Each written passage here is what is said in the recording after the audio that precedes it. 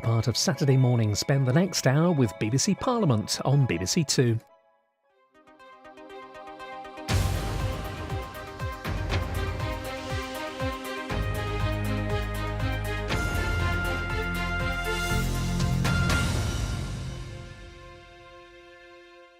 Well, Chancellor, can I welcome you to the House of Lords Economic Affairs Committee. Congratulations on your appointment. And I hope you've got over your jet lag from going to and from China. I gather you want to make a few opening remarks, so over to you. Thank you, Chairman. Well, I just, with your permission, wanted to make a brief statement, if I may, to take advantage of the fact that I am in Parliament, to inform Parliament that I've decided to give my first autumn statement to Parliament on the 23rd of November 2016. The autumn statement will set out the government's economic and fiscal plans based on the latest forecasts from the Office of Budget Responsibility. In the run-up to the autumn statement, I will be engaging with Britain's business leaders, employee representatives, through a series of industry roundtables, meetings and visits. And of course, I will engage with parliamentary colleagues. Thank you. Well, thank you. I'm sure a number of the topics we will want to talk and ask you about today will, of course, be relevant to the autumn statement, and we are very keen to hear your thinking and your general approach to some of the key issues. Perhaps I can start off, though, with housing, which, as you know, we published a report on housing just before the summer, and our conclusion was that in order to meet demand, catch up on unmet demand, and also to moderate house price rises and make house prices over time more affordable to young people who are seeking to buy homes, we would need to build 300,000 homes a year, which is about 50% above the government's current target. And in order to achieve that, local authorities would have to play a major role, and there would need to be a shift of emphasis away from houses for sale to social housing to meet a large unmet need in that area. And we would very much welcome to hear what your thoughts were on those conclusions, and in particular what arrangements you could contemplate to enable local authorities to take advantage of the historically low long-term interest rates to invest in social housing in partnership with the private sector and housing associations, which of course would generate income over a considerable period of time. Well, I welcome the central recommendation of your report that we need to increase housing supply, and the government is committed to increasing house building. It won't surprise you to know that this is an area that we are looking at very closely, both because it goes to the heart of the Prime Minister's agenda of creating an economy that works for everybody. Too few people are able to get onto the housing ladder, and indeed too few people are able to access appropriate housing, whether by purchase or for rent. And there are a number of aspects to that problem.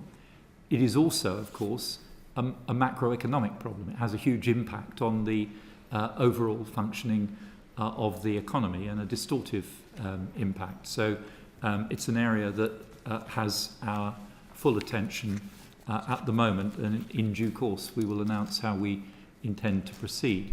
But I can confirm that we share the committee's analysis that there needs to be an increase in the rate of house building. We want to see a diversity of tenure types available, and we will bring forward policy announcements in due course. That's all I can really say at the moment. And do you share our recommendation and enthusiasm for local authorities to resume their historic role and play a significant part? And if so, how would they finance that? Because the housing revenue account has some rather curious limits on it, and in a way which enables local authorities to build swimming pools. Apparently any number of swimming pools would not build houses, which seems to be rather a perverse outcome of the current rules. Well, there is headroom in existing housing revenue account authorities. There's, I'm told, £3.4 billion of headroom, borrowing headroom, underneath the cap, and a £300 million extension to HRA borrowing limits that was announced in AS13 was undersubscribed. So I'm not convinced that it is lack of access to borrowing that is preventing local authorities from building. But we will certainly look at local authorities, registered social landlords, and the private sector, and indeed the corporate sector, as being potentially parties who can play a part in dealing with the country's overall housing needs. But I think we all know that this is not primarily a financing challenge. It's a land availability challenge that we have to address in order to bring down house prices to affordable levels on a sustainable basis. Well, that wasn't the evidence that we heard. There's a large number of permission homes that are granted every year, of which only half are built. And a great deal of public land, which could be pressed into service to be building houses, was very slow in becoming available. So there's a role for the government there. And we felt that the Treasury, with its new infrastructure commission, would be able to play a role of driving that through and hitting those targets.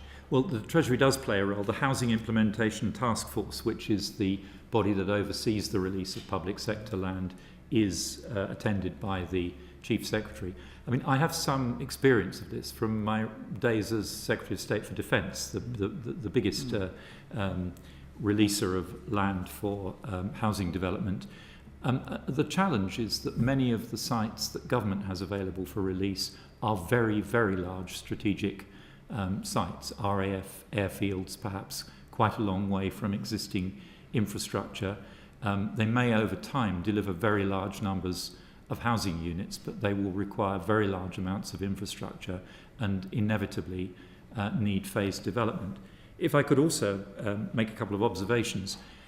One of the challenges in addressing the discrepancy between planning permissions granted and planning permissions built is the tendency of local authorities, and I completely understand why they find it convenient to do so, to meet their housing needs by releasing a small number of very large sites, often sites that need very significant infrastructure investment.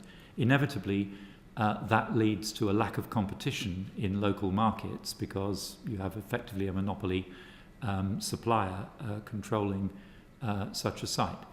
And the other point, of course, is that there is not any such thing as the UK housing market.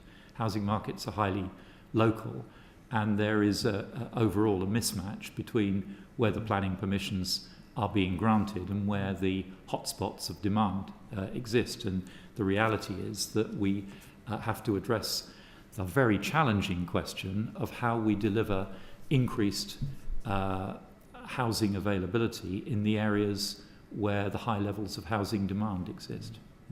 Well, I think as you go through your consultation process for the autumn statement, I would humbly suggest that you should consider discussing this with local authorities who show a great deal of enthusiasm to get building. They obviously have a great deal of local knowledge, but they don't have the finance to do it, and feel that that is a pressing question that they want the Treasury to address. Yep. Lord Darling. Thank you. To my entry in the Register of Members' Interest, and in particular I'm a Director of Morgan Stanley. Chancellor, I want to start by asking you about what you said shortly after your appointment in relation to resetting economic policy. And I'm interested in your view on the balance between what monetary policy can do and what fiscal policy can do. And in particular, do you accept that monetary policy has possibly run its course in this country and probably in Europe as well, and that as interest rates come near zero or below zero in some cases, if you really want to put money into the economy, then it is fiscal policy that is likely to shoulder the greater burden. I just wonder if I could just draw you on where you stand philosophically on that point. Well, I think actually the comment I made was that we would have an opportunity to reset fiscal policy, by which I was referring to the fact that the Prime Minister has made clear that we will no longer be seeking to reach a fiscal surplus in 2019-20. And clearly we need to put a new fiscal framework, fiscal rules in place to guide policy as we move away from that target. Clearly, monetary policy is the remit of the Bank of England, and I don't want to say anything that might undermine their clear responsibility and independence in this area. But the Governor has made it quite clear that he thinks he does have further ammunition in the bank's locker, not only in terms of rate reduction, but in terms of unconventional monetary policy. And I think that monetary policy can and should operate alongside fiscal policy. The bank was the first mover, if you like, after the shock to the economy of the referendum exit vote. I will have an opportunity on the 23rd of November to consider whether a fiscal response is appropriate alongside that monetary policy response. And I think both policy levers are valid and have a role to play. Yeah, I appreciate the point you made about a reset. I suppose it's making a virtual reality, really, in the sense that the government was never going to hit that particular target, I suspect. But I just want to draw you on the fiscal aspect of it. I'm not asking you to say what you will do, because obviously you haven't decided yet. But would you be prepared, or do you think that it would be right that if we are wanting to put more money into the economy, to get the economy going, to put the inflation rate up, it's more likely than not it is fiscal policy that will do it rather than what's left in the monetary policy locker? Well, I would certainly agree that fiscal policy can play a role. Yeah, but in relation to fiscal policy, do you believe that if you need to put money into the economy, you ought to be looking at infrastructure projects as well as perhaps targeting tax measures and those people who will actually spend the money rather than save it? If there is a need at any time for to deliver a fiscal stimulus for broader reasons, it has to be a well-designed fiscal stimulus. It has to be limited in duration. It has to be quick in delivering effect. And given our overall fiscal position, which is still unhealthy, ideally it will be contributing to the long-term investment needs of the country, contributing to the challenge of raising productivity and growth rates.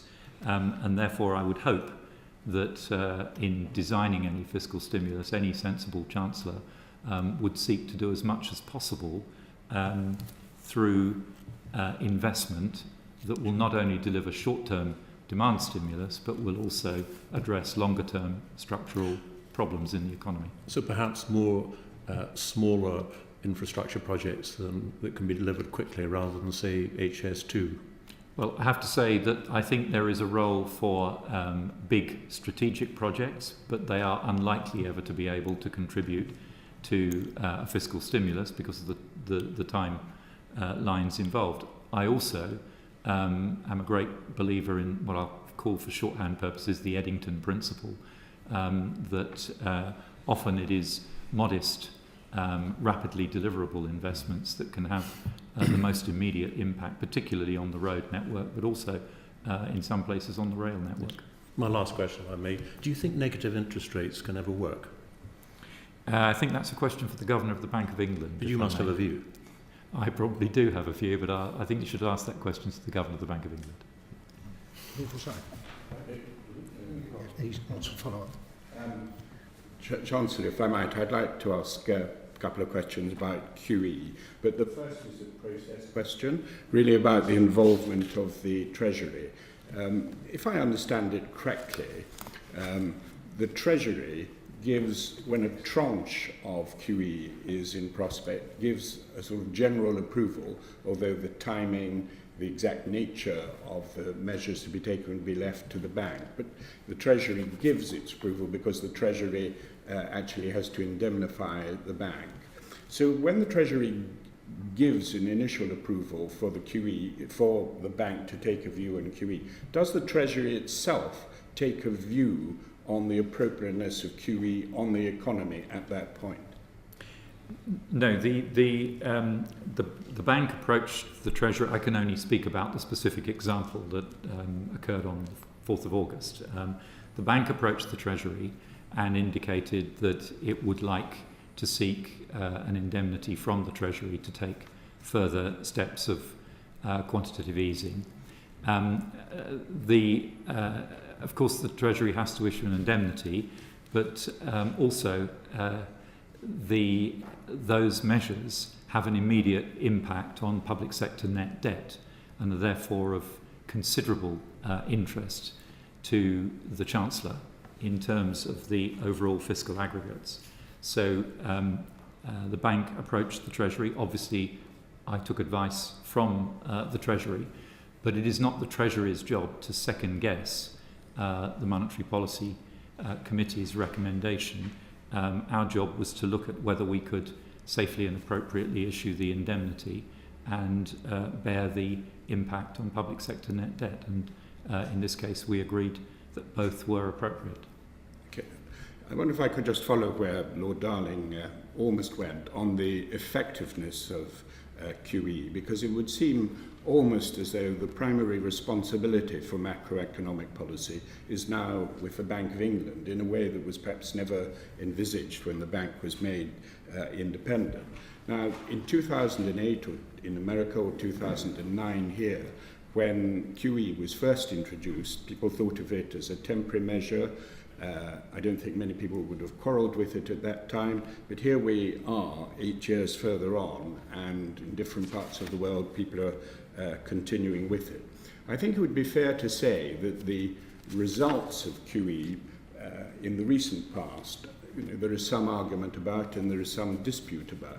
But on the other hand, the distorting effects of QE, I think there is more unanimity about.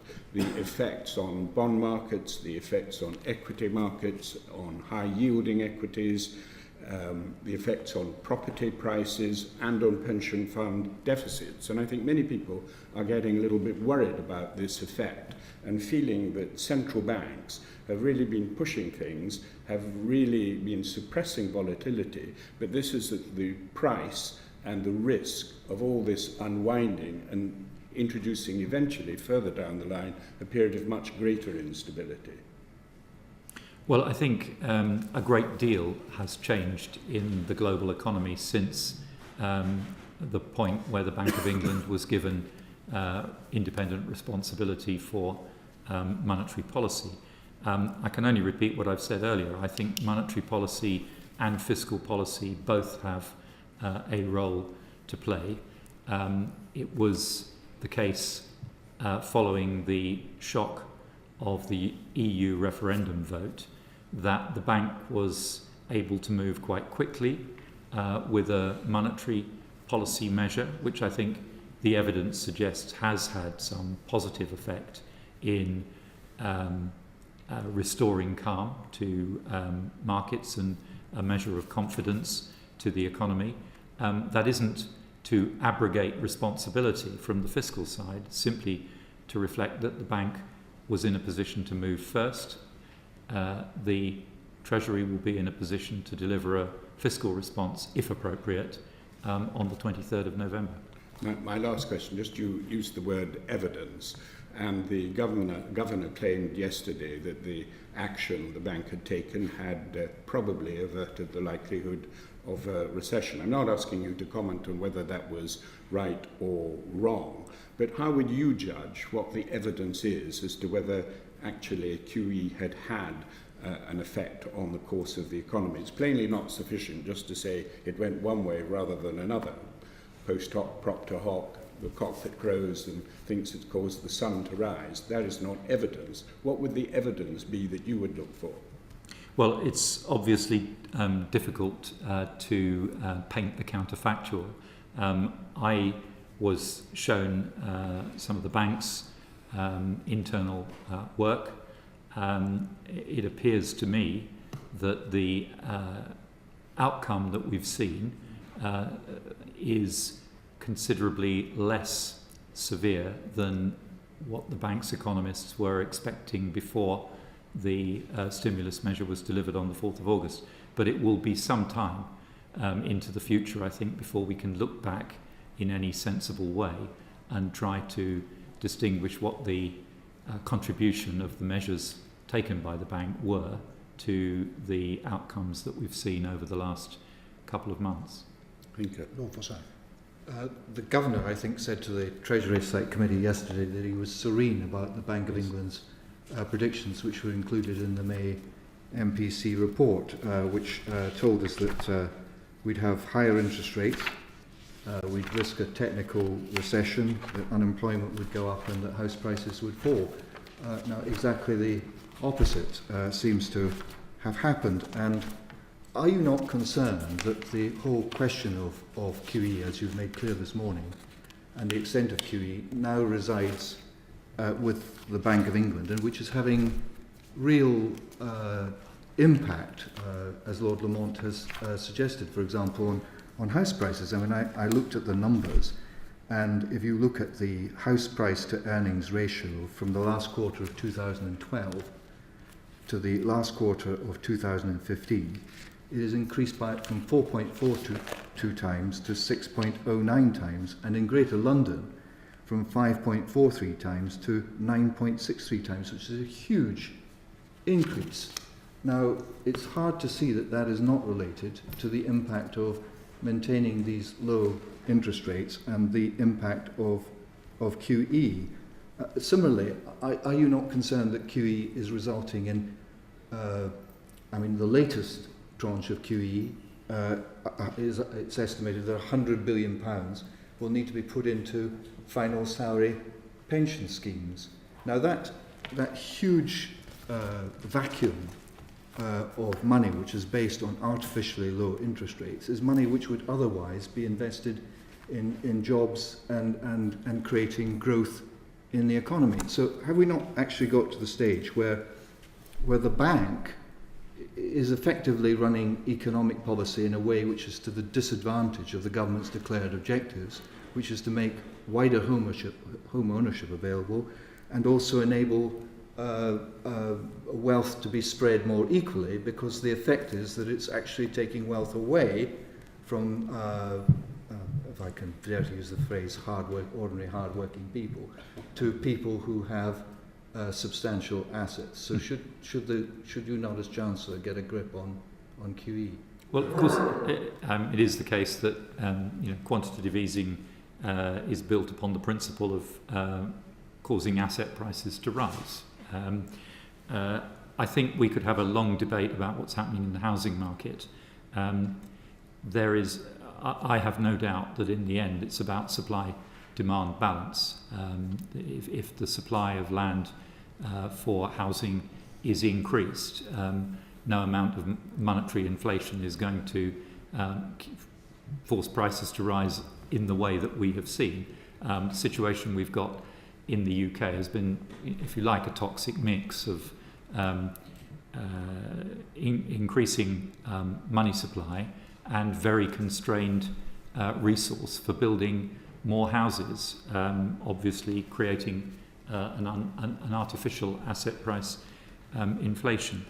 On the wider point, the Monetary Policy Committee obviously has responsibility for monetary policy decisions, but as we've already rehearsed, the Governor does require the consent of the Treasury for unconventional monetary stimulus through the indemnity mechanism. They can't do it without the Treasury's agreement. So I think it would be wrong to characterise this as the bank having seized control of economic policy, which I think was what you were suggesting. I was responding to the point that you made that you couldn't comment on it because it was a matter for the Bank of England. Well, I think it's. I don't want to comment publicly on a matter which is the responsibility of the Monetary Policy Committee, but I just draw attention again to the fact that there are no steps of quantitative easing that the bank can take without seeking the approval of the Treasury. And just finally, just on the housing point, I mean, I take the point about the limits in supply, and this committee has produced an excellent report, which I hope you'll have a chance to have a look at on the housing market. And as you say, it is very complicated. But if the house price to earnings ratio has doubled in 3 years in London, that can't just be a matter of shortage of supply. There are other factors involved here. And similarly, could you address the point about the pension funds? I mean, for example, would you consider extending the period which at the present time companies have got to deal with any deficit within 10 years? Would you consider extending that period, given that we are in a highly unusual period when interest rates are at such historically low levels? Yes, I'm sorry, I should have answered that question. I think 2 points. I did ask the question myself, what has been the impact on funded pension schemes? And the response that I've received, the advice that I've received, is that the additional underfunding is not thought likely to give rise to any particular problems, that there are no pressures for action coming from anywhere in the sector because of the fact that this is something that needs to be resolved over a long period. It's not something that requires immediate action, and in the context of the overall pension deficit, it is not a step change. It's also the case, of course, that corporates collectively have a very substantial amount of cash in their balance sheets. So I would challenge the notion that every pound required to close a pension fund deficit is a pound snatched away from investment in productive capacity. I'm afraid the truth is it's a pound taken out of cash in corporate balance sheets very often. Lord Burns. You've spoken about there being a role for both fiscal and monetary policy. And of course, for much of the 1980s, when I was advising ministers, the way that this tended to be put was wanting to have a fiscal policy that supported monetary policy. Of course, in those days, the job was to get inflation down. Now the problem seems to be to get inflation back up to the target. And is it not therefore the case, given where we are, that actually monetary policy does need some support? I mean, interest rates must be very close to the limit. We've heard from Lord Lamont about some of the distortions that are being created by QE. And instead of thinking of this as being two policy instruments and fiscal and monetary policy, in a sense, being two options, is it not the case that actually monetary policy really does now need some support, that the Bank of England is really running out of room to pursue the line that it has been pursuing? First of all, of course, the difference in the 1980s was that we did both monetary and fiscal policy at the time. Exactly. And as to your point about the turnaround in inflation, of course, it is very important that the Bank of England's inflation target is a symmetrical one, and we see inflation too low as being as damaging to the economy in the long term as inflation too high. I think I can only repeat what the Governor has said. He has said that there is further capacity, the bank has further capacity in all three areas that it has used as levers of monetary policy. That the bank's view of the floor limit on interest rates is a number which is positive but very close to zero. And therefore there is more that the bank believes it can do if it is seen to be appropriate. And we also clearly, depending on the fiscal rules that we set can create, at autumn statement, headroom for fiscal stimulus if we believe it is appropriate to do so. Indeed, we can create headroom for fiscal stimulus whether we decide that fiscal stimulus is appropriate in November 2016 or not. It would be perfectly possible to design a set of fiscal rules that provides headroom without necessarily using that headroom at the same time. Could I just press on one aspect of this, in the sense of this world now, very low interest rates that we run, and obviously you can't say much more about fiscal policy at this stage, given that we have the autumn statement. But do you have any response to the sort of the general idea that has been put forward that at a time when interest rates are as low as they are, that really the government should avoid this pursuit of off-balance sheet funding, which it's tried on a number of occasions to do, using private finance to do what are effectively public sector projects, and often in more expensive ways than could be done by the government itself? And is this not a time when we should be saying, well, the government is in a very strong position of being able to borrow on its own account, and it should not be looking far and wide for various schemes to, in a sense, to really lay off the problem about public sector debt measures? I think in terms of low borrowing costs, the choice between publicly funded and privately funded sector projects, I'm talking about. Yeah, is never going to revolve around the relative cost of finance, because the government's cost of finance will always be cheaper than the private sector's cost of finance. But in well-designed off-balance sheet projects, the real win is transferring risk, construction risk, project risk, operational risk, to the private sector partner. And although there are, in theory, ways of transferring some elements of that risk to a private sector contractor partner, for example, while financing on balance sheet, the reality is, if you're financing on balance sheet, the risk always bounces back to the financier in the end. So I think, for me, it's always been the case, and it remains the case now, that the argument for off-balance sheet financing has to be constructed around the transfer of risk, rather than simply the losing the inconvenience of the debt going on the balance sheet. I understand that. I'll just comment that we were looking recently at an issue of the student loan book and question of the sale of that, and we struggled very hard to see where the risk transfer was that was taking place in this area, and very much thought that this seemed to be an approach that was being designed almost entirely to keep the borrowing from.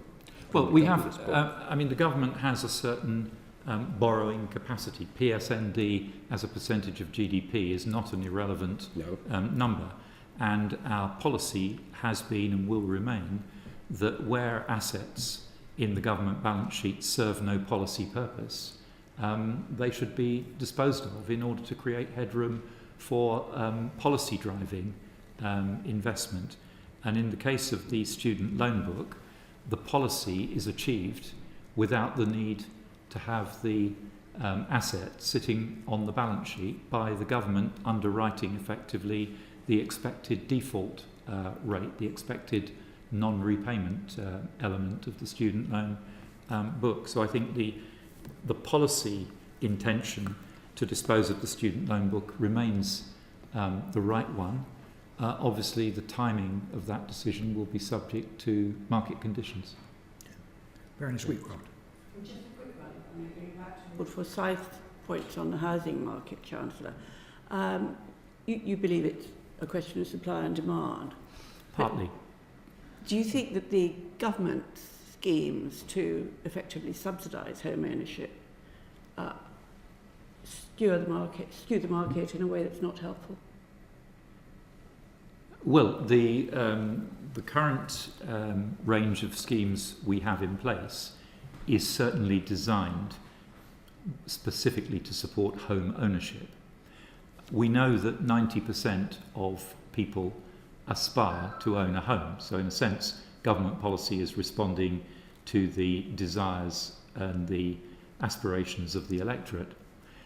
But we also know, don't we, that although 90% of people may aspire to own a home, in reality, far less than 90% of people will actually be able to own a home. And it is important that we have a range of tenure types which reflects the reality of the world, not just aspirations. And I'm very keen to see structures like shared ownership and rent to buy playing an appropriate role in our overall housing market mix. But would you agree that subsidising home ownership does inflate prices? The proposal that the government, if you're referring to the starter home scheme,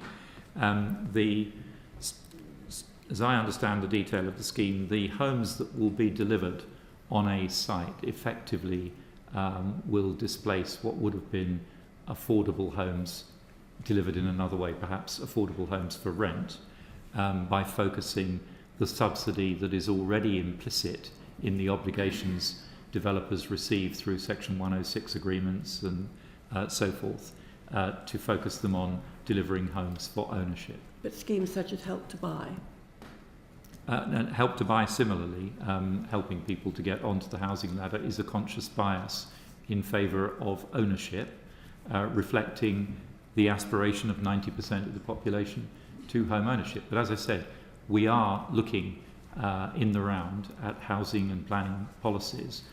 These are very complicated areas, and we will announce any policy changes in due course. Lord Turnbull. In a policy reset, are you thinking that the objective of getting to surplus is retained and you are simply looking at how long you take to do it? Or are you looking at the possibility that surplus itself isn't necessarily the right endpoint for a society which has poor infrastructure, can borrow at virtually no cost at all, and have plenty of people willing to lend to the government? And you said that the PSND needs to be brought down, but it can be brought, the PSND as a proportion of GDP can be brought down without actually getting as far as surplus. It can be done by having a borrowing requirement, 2-3% of GDP perhaps, which is moderate, smaller than where it is now.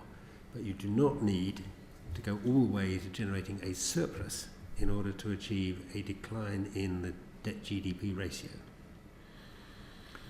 Well, if you have a borrowing requirement of 2 to 3% of GDP, unless you have a consistent GDP growth rate above that level, your PSND will not be going down, it will be going up. And I would suggest at the level of PSND as a ratio of GDP that we're at the moment, we are getting quite close to the level that might make a difference to the willingness of markets to lend to us. So I don't think we should be cavalier about the levels of debt. And perhaps I can help the noble lord by reminding him of what the Prime Minister said at PMQs on the 20th of July. She said, "We have not abandoned the intention to move to a surplus. What I have said is that we will not target that at the end of this Parliament." That might be helpful. Right. That is what I think is possibly a mistake, is the point I'm making. Can I just raise one other point on the question of housing and right to buy?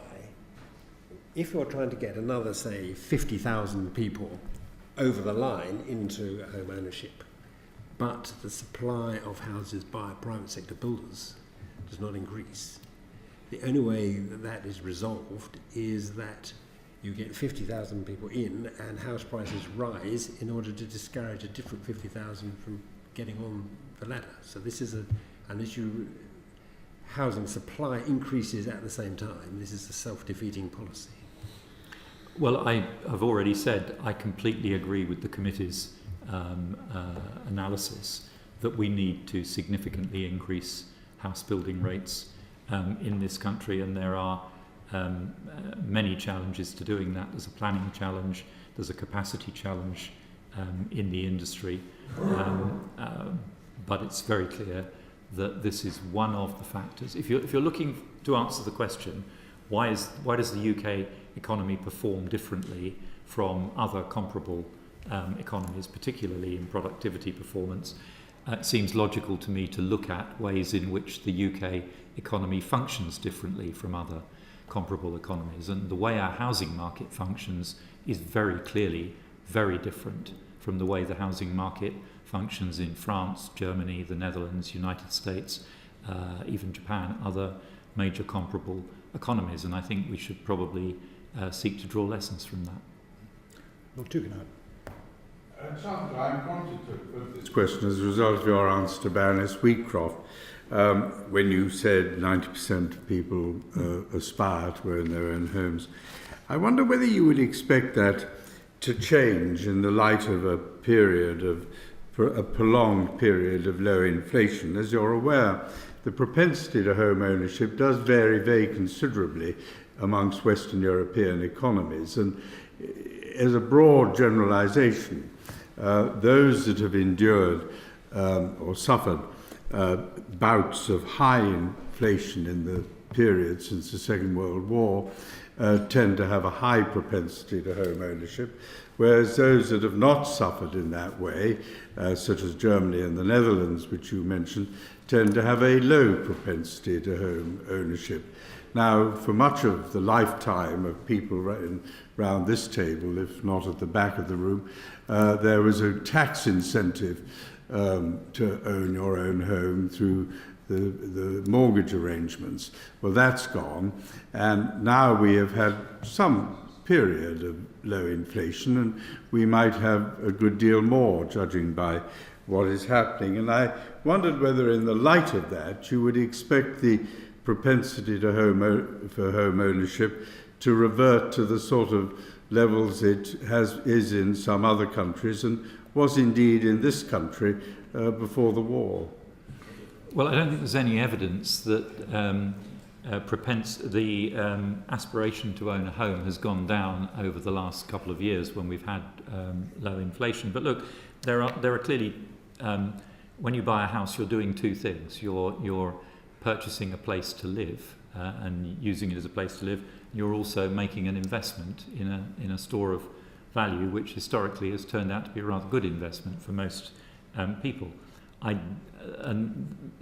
The factors at work will be people's desire to own the home they live in, which I think is a very strong and deep-rooted instinct, independent of the investment performance of the asset. It will be partly motivated by the likely return on the investment in the asset, and I don't agree with you that housing is no longer a tax-privileged class of investment. No, owner-occupied housing is a highly tax-privileged. I agree. Class less of than it was. I agree. Less than it was, but nonetheless. Well, it depends. I mean, it's arguably the removal of Schedule A taxation greatly enhanced the tax advantages of owner occupation. The loss of mirrors somewhat disadvantaged it again, but it is still a hugely privileged asset class. And of course, people will also be influenced by alternative asset classes available. How often do you hear somebody, I don't suppose the noble lord goes in pubs, but you go in a pub, I will tell him, and you will hear people saying, I don't put money in a pension, I stick my money in bricks and mortar. And people will look at the after-tax attractiveness of different asset classes when they're looking at the propensity to home ownership. Lord Kerr. The people I meet in pubs are looking for somewhere to rent properly. Getting more and more difficult. Depends on the class of pub you go into. I'd like to ask you, going back to your scepticism about whether the borrowing rules on local authorities are a real constraint. The local authorities gave us evidence that suggests they strongly thought it was a constraint. If you don't think it is the constraint, then what will you do in the autumn statement to ensure that local authorities build more houses? Because it is clear, if you look at foreign examples like France, or if you look at our own past history, that the one thing that has gone badly wrong in this country is that while the private sector is still building up roughly the same number of houses, housing associations and local authorities aren't. And if one is going to crack the supply problem, one has got to get them going again How are you going to do that? Well, I'm afraid what I can't do today is tell you, in response to the question, what are you going to do in the autumn statement? I can't tell you what I'm going to do in the autumn statement, but I recognise the challenge, and I've said already that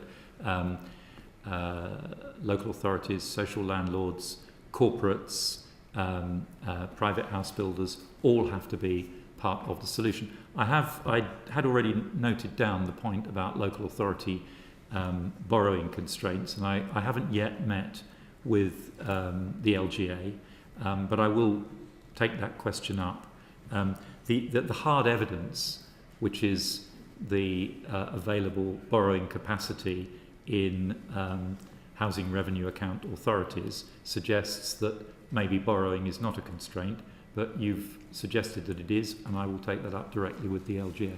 I think that you gave a global number, but Yes. that is made up Of course it is. and disaggregated. Of course I You would accept expect there to be little bits of it here and there, and bits where there's a Yeah. very real constraint. Of course, I accept that, and it would be important to understand how many authorities there were, chafing at the bit to build houses, unable to borrow to do so.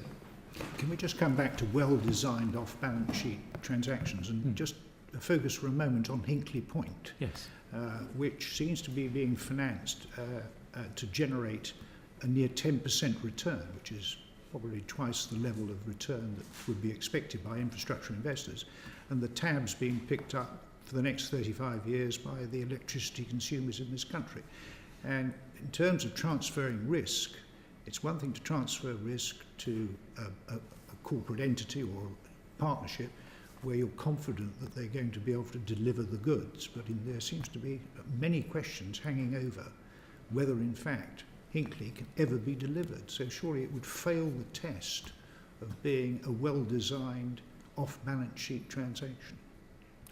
Well, as you know, the Prime Minister is reviewing the whole Hinkley Point project and has promised to reach a decision by the end of this month.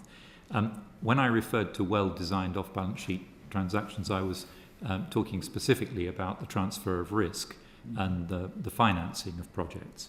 I believe the return, the assumed return in the EDF model is 9%.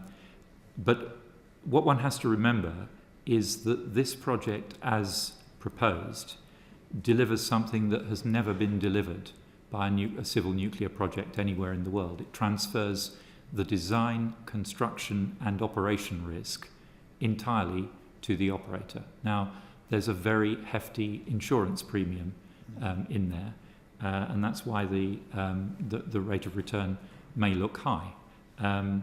But if the project doesn't generate electricity, it will never generate a penny of return.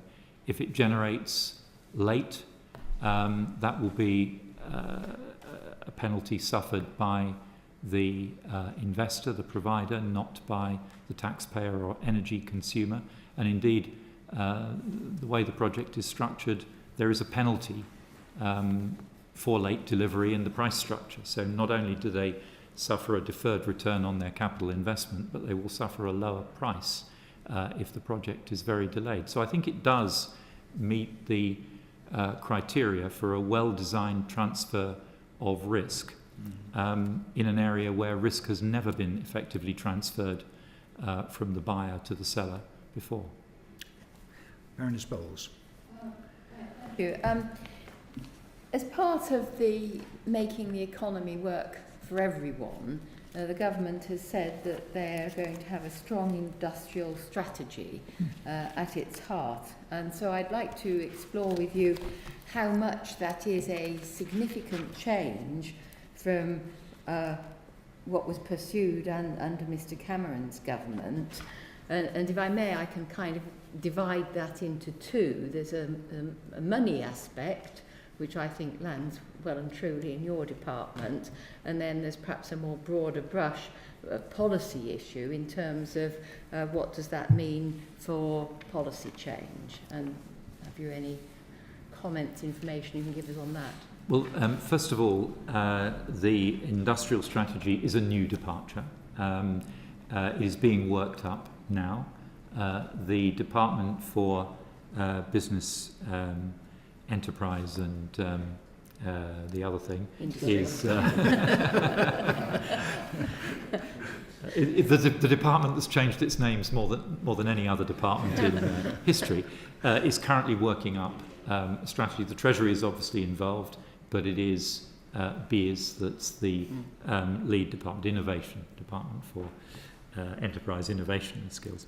And in due course, there will be a consultation document published.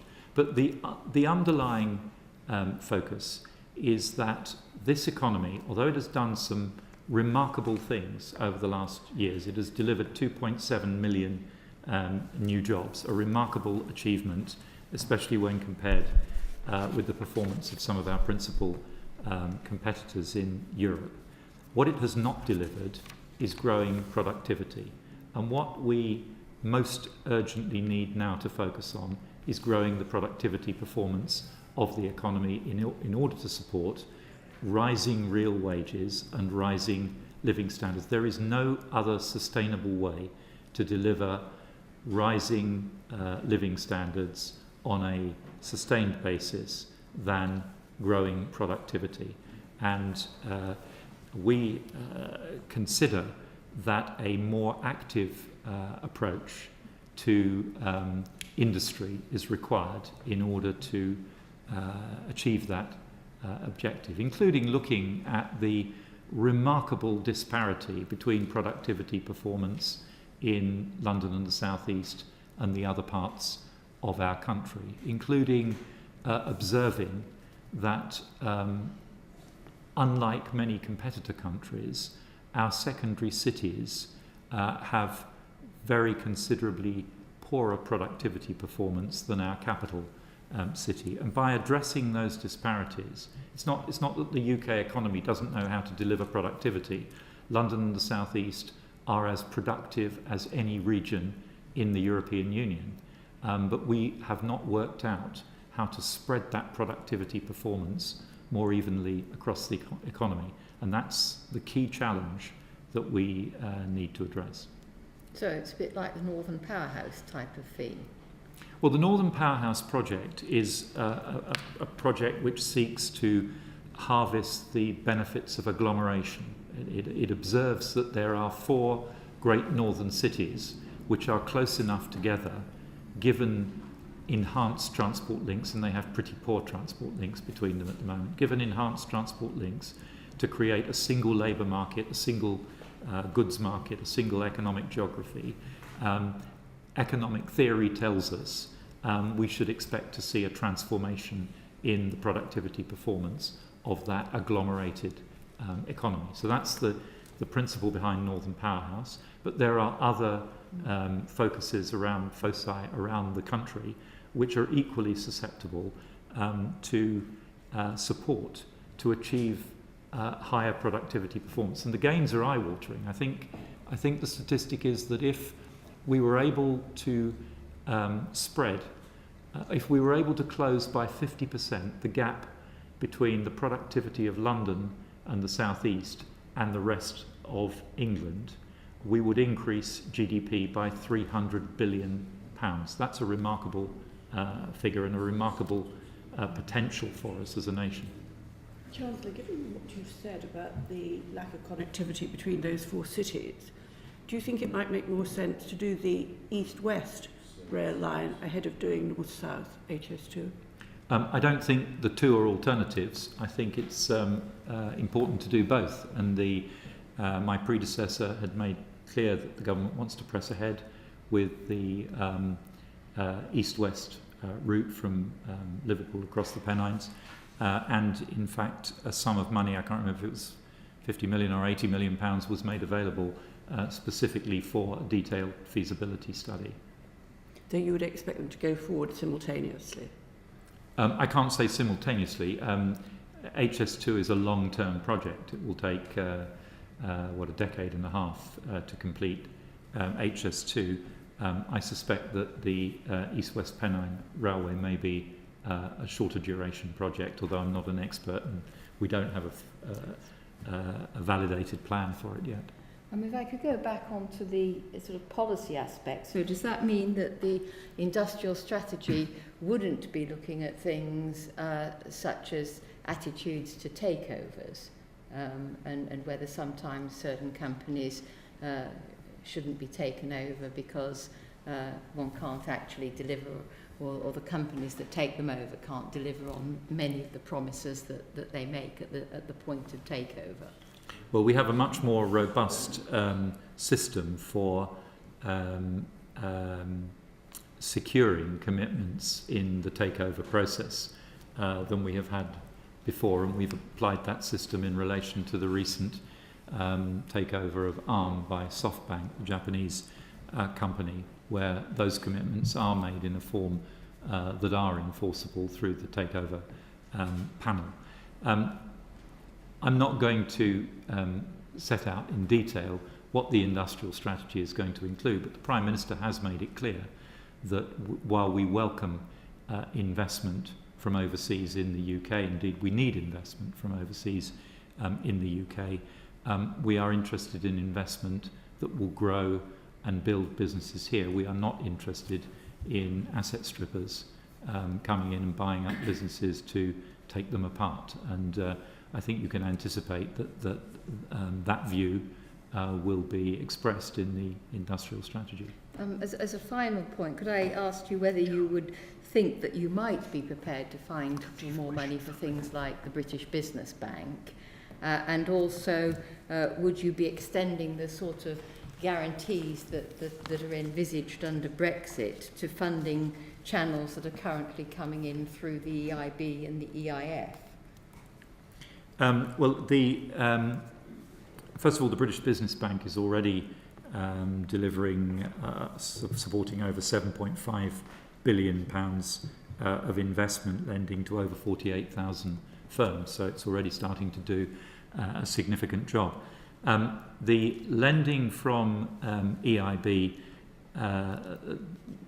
we will watch very carefully. Britain remains a full member of the European Union, and we expect that projects from the UK will be treated absolutely on their merits, and the UK historically has, because we deliver strong projects, has done disproportionately well out of EIB funding. We expect that EIB funding to UK projects will continue right up to the point of departure from the European Union, and obviously as part of our the process of exiting the EU, we will have to put in place appropriate alternative arrangements for not just EIB but for everything for which we are currently dependent upon an EU structure or institution. Look, I'm delighted you raised the European Union, Chancellor, because I wanted to talk to you about Brexit. I didn't want to ask you what it means. You can ask me what it means if you like. No, I think I know the answer to that one. I wanted to ask you what you would like it to mean. Mr. Davies told the House of Commons on Monday that it was very improbable that the United Kingdom could remain in the single market.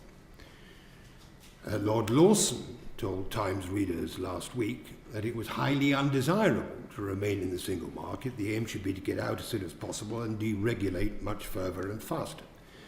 You told the BBA in July that it was in the interest of the UK and the other member states to keep things as they are for finance.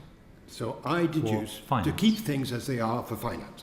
So I deduce that you don't agree with Mr. Davies and you don't agree with Lord Lawson, and you yourself would like for financial services to see us remain in or as close to the single market as possible. Am I right? First of all, I should just make clear that you're quoting my remarks at the BBA party, which I think was on the evening of the 12th of July, the day before I was appointed to this role. So I was speaking as Foreign Secretary rather than as Chancellor of the Exchequer. But I won't resile. I'm sorry about your demotion. I won't. Well, I certainly got a smaller office as a consequence of the change of job. I won't resile from what I said. On the one of the things we've got to get away from here is talking as if there is only pre-existing model and we have to use the pre-existing structures, the pre-existing language. The UK is not Norway, it's not Switzerland, it's not even Canada. We are the world's 5th largest economy. The arrangements that we negotiate with the European Union will be bespoke. I have no doubt whatsoever about that. The point that I was making to the BBA is that there are very good reasons to think that it is in the interests of the overall economies of the European Union countries, as well as the UK economy, that London as Europe's financial centre remains broadly as it is. I know it's probably become quite fashionable among public opinion to think that banks mainly exist to sort of trade with themselves. But they don't. They exist to support the real economy. The financial services market 3%. Is there essentially to support the real economy. And London's financial services market supports the real economy across Europe, not just in the UK. German car manufacturers, Italian manufacturers of consumer white goods use the City of London to deliver finance and financial services. And I believe that the structures that we have in London, this very complex ecosystem of banks, funds, insurance companies, law firms, business services firms, would not and could not be replicated anywhere else. And to break it up or to try to damage it in the pursuit of some very narrow and hypothetical national advantage would be a huge mistake for any of our European Union partners to follow. I genuinely believe that London delivers not only for the UK, but for the European Union as a whole.